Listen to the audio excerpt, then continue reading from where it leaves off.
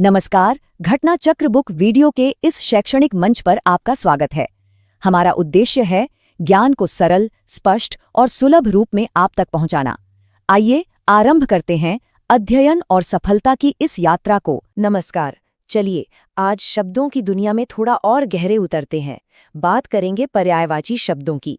ये सिर्फ एक जैसे मतलब वाले शब्द नहीं होते, इनके अंदर तो भावनाओं और कहानियों की पूरी दुनिया छिपी होती है। तो सवाल ये उठता है और अक्सर मन में आता भी है कि क्या ये पर्यायवाची शब्द सिर्फ डुप्लीकेट है? आखिर एक ही बात कहने के लिए किसी भी भाषा को इतने सारे शब्दों की जरूरत ही क्यों है? क्या ये फिजूल नहीं है? जवाब है नहीं, बिल्कुल नहीं। ये महज नकल नहीं है। इन्हें ना एक पेंटर के पैलेट की तरह समझिए। सोचिए, जैसे लाल रंग का एक ही शेड तो नहीं होता ना, कोई गहरा लाल, कोई हल्का, कोई चमकीला। ठीक वैसे ही हर पर्यायवाची शब्द मतलब का एक अलग, एक अनोखा शेड होता है, और यही तो भाषा को प्रिसिजन और खूबसूरती देता है। तो आज की इस चर्चा में हम क्या-क्या देखने वाले हैं? पहले हम प्रकृति की तस्वीर देखेंगे, फिर मन के गहरे भावों को समझेंगे, उसके बाद नामों में छुपी कहानियों को जानेंगे और आखिर में इस सवाल का जवाब ढूंढेंगे कि भाषा का ये खजाना इतना जरूरी क्यों है। तो चलिए शुरू करते हैं। हमारा पहला पड़ाव है प्रकृति। यहाँ हम देखेंगे कि कैसे अलग अलग शब्द एक ही चीज की हमारे दिमाग में बिल्कुल अलग अलग तस्वीरें बना देते हैं। और शुरुआत करते हैं एक बहुत ही आम से शब्द से, बादल। हम सब जानते हैं बादल क्या है ना? पर क्या बस यही एक शब्द है इसके लिए? अब जरा इन शब्दों को देखिए। मेघ, जलधर, वारिद, नीरद, ये सारी के सारी शब्द बादल के ही पर्यायवाची हैं। लिस्ट तो और भी लंबी है। और जानते हैं, यही जो वैरायटी है ना, यही भाषा की असली ताकत है, क्योंकि इनमें से हर शब्द एक अलग ही कहानी सुनाता है। चलिए एक को पकड़ते हैं, जैसे जलधर। ये शब्द सिर्फ ये नहीं बता रहा कि वो बादल है, ये उसके काम के बारे में बता रहा है। जल मतलब पानी और धर मतलब धारण करने वाला या अ बेरर ऑफ वाटर। तो जलधर सुनते ही दिमाग में कैसी तस्वीर बनती है? एक ऐसे बादल की जो पानी से लबालब भरा हुआ है, बस बरसने ही वाला। अच्छा, प्रकृति से ही एक और उदाहरण लेते हैं।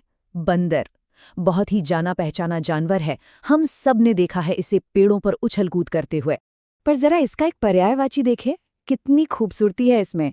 शाखा मृग, शाखा यानी पेड़ की टहनी, और मृग मतलब हिरण, वो जानवर जो शाखाओं पर हिरण जैसी फुर्ती से दौड़ता है। सोचिए, एक ही शब्द में बंदर का पूरा कैरेक्टर स्केच आ गया।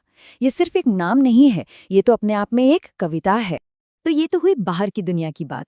अब जरा अंदर चलते हैं, इंसान के मन की दुनिया में। भावनाएं, इमोशंस बहुत कॉम्प्लेक्स चीज हैं, और भाषा हमें उन्हें समझने और समझाने के लिए कमाल के टूल्स देती है। और भावनाओं की बात हो तो सबसे ऊपर शायद प्रेम ही आता है ना? एक ऐसा एहसास जो यूनिवर्सल है, हर कोई महसूस करता है। पर जब बात आती है इसे डिफाइन करने की, तो शब्द कम पड़ जाते हैं। पर यहीं पर भाषा हमारी मदद करती है। देखिए, प्रेम के कितने अलग अलग रंग हैं। स्नेह, अनुराग, ममता, दुलार, प्रीति, ये सब प्रेम ही है, पर इनके मतलब अलग अलग हैं। इन्हें एक दूसरे की जगह इस्तेमाल नहीं किया जा सकता। जैसे स्नेह या दुलार जैसे शब्द, इनमें एक कोमलता है, एक देखभाल वाला प्यार है। स्नेह अक्सर बड़ों का छोटों के लिए होता है या दोस्तों में होता है, और दुलार में वो लाड़ प्यार वाला भाव है जो एक माँ अपने बच्चे पे लुटाती है। वहीं दूसरी तरफ हैं अनुराग और प्रीति जैसे शब्द। इनमें गहरा लगाव है, पैशन है, एक रोमांटिक लव का एहसास है। देखिए, इमोशन एक ही है, प्रेम, पर इन शब्दों की वजह से हम बता पाते हैं कि वो किस तरह का प्यार है, उसकी गहराई कितनी है। कितनी कमाल की बात है ये। अच्छा, भावनाओं से जुड़ा एक और गहरा कॉन्सेप्ट है प्रार्थना का। ये भी एक यूनिवर्सल ह्यूमन एक्सपीरियंस है, पर इसके भी कई अलग अलग रूप हैं। और इसके पर्यायवाची भी हमें यही बताते हैं।